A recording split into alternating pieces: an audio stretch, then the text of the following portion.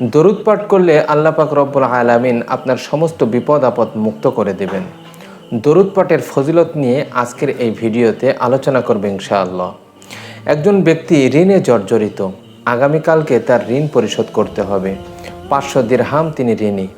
এখন স্ত্রীর কাছে উনি গল্প করছে যে দেখো, আমার কাছে তো কোনো টাকা নাই, কিন্তু আগামীকালকে তো আমি তাকে ওয়াদা করেছি যে তার ঋণটা আমি পরিশোধ করব। তো কিভাবে আমি আমার ঋণ পরিশোধ করব? আমি তো কিছুই খুঁজে পাচ্ছি না, কোন জায়গায় গেলে আমি কিছু টাকা ম্যানেজ করতে পারবো। তখন স্ত্রী পরামর্শ দেয় যে আজকের রাত্রে আমরা দরুদ পাঠ করব। তখন তিনি চিন্তা করেন, ঠিক আছে, আজকের রাতটা আমরা আল্লাহর রসুল সাল্লাল্লাহু আলাইহি ওয়াসাল্লামের উপরে দরুদ পাঠ করেই কাটিয়ে দেব, দেখি আল্লাহ কোনো ব্যবস্থা করেন কিনা।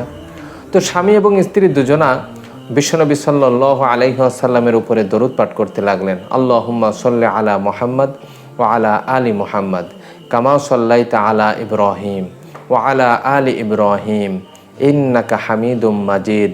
আল্লাহুম্মা বারিক আলা মুহাম্মদ ওয়া আলা আলি মুহাম্মদ কামা বারাকতা আলা ইব্রাহিম ওয়া আলা আলি ইব্রাহিম ইন্নাকা হামিদুম মাজিদ। এইভাবে তিনি সবসময় দরুদ পাঠ করতেই আছেন। শুয়ে পড়ে তিনি দরুদ পাঠ করছেন সাল্লাল্লাহু আলাইহি ওয়াসাল্লাম। যখন যে দরুদ তার মুখে আসছে সেই দরুদ লাগাতার তিনি বলতেই আছেন। এমত অবস্থায় উনি ঘুমিয়ে পড়লেন। স্বপ্নে দেখেন যে একজন ব্যক্তি তাকে নির্দেশ দিচ্ছে যে তুমি ঘুম থেকে উঠে আগামীকাল সকালে এই রাজ্যের যিনি গভর্নর তার কাছে তুমি যাবে, যে বলবে গতকাল রাত্রে তোমার 1000 দরুদ পড়ার কথা ছিল, কিন্তু তুমি তা পড়নি, এজন্য তোমাকে 1000 দিরহাম জরিমানা দিতে হবে। এই স্বপ্নটি দেখার পরে লোকটির ঘুম ভেঙে গেল এবং স্ত্রীকে জাগ্রত করে স্ত্রীকে বলছে যে আমি এমন একটা স্বপ্ন দেখলাম যে আমাকে গভর্নরের কাছে যেতে বলা হলো এবং তার কাছে 1000 দিরহাম জরিমানার কথা বলা হলো, আমি কি করব? স্ত্রী তখন বললেন, তুমি যাও, যে দেখো কি হয়, কালকে সকালে উঠেই তুমি চলে যাবে।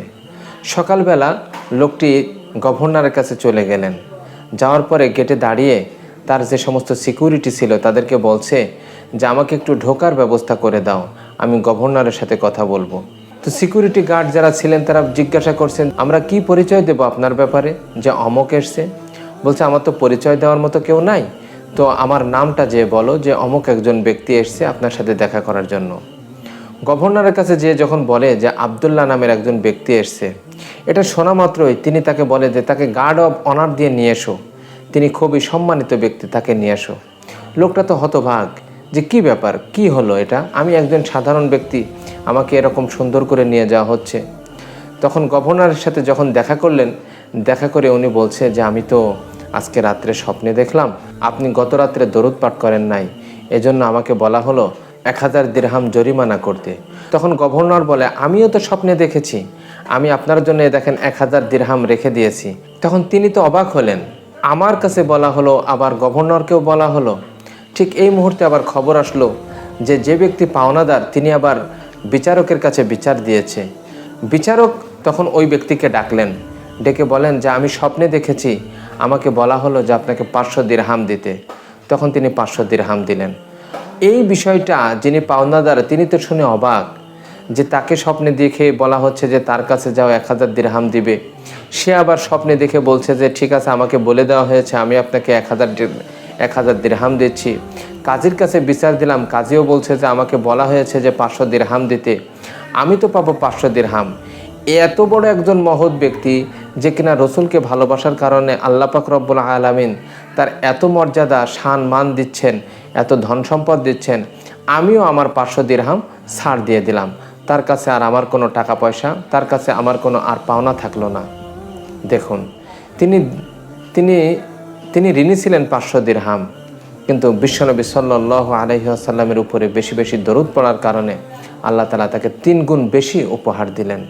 এজন্য বেশি বেশি দরুদ পাঠ করতে হবে। যে বিপদেই পড়ি না কেন, যে সমস্যায় পড়ি না কেন, যত বেশি আপনি দরুদ পাঠ করবেন আল্লাহ তাআলা বিপদ আপদ তত তাড়াতাড়ি মুক্ত করে দেবেন। আল্লাহ তাআলা আমাদের জবানে সবসময় দরুদ ও আল্লাহ তাসবিহ পাঠ করার তৌফিক দান করুন। আমিন।